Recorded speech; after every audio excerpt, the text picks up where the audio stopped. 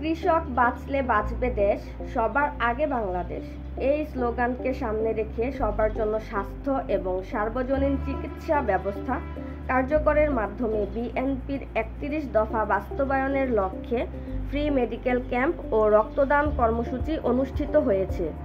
রবিবার সকাল ১১টায় মাতুয়াইল ৬৫ নং ওয়ার্ড দক্ষিণপাড়া বালুর মাঠে এ কর্মসূচি অনুষ্ঠিত হয়। মাসব্যাপী ফ্রি মেডিকেল ক্যাম্প ও রক্তদান কর্মসূচি অনুষ্ঠানের উদ্বোধন করেন ঢাকা ৫ আসনের মনোনয়ন প্রত্যাশী আল মেহেদী তালুকদার।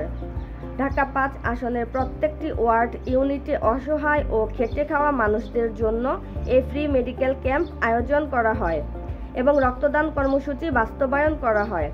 এ সময় ফ্রি মেডিকেল ক্যাম্পে রোগীদের সেবা দেন doctor Mohammad Mahmudul Hasan Sumon, doctor Akram Hossain Tarek, doctor Shipon Hossain সহ অন্যান্য ডাক্তারগণ। DCN Bangla news desk.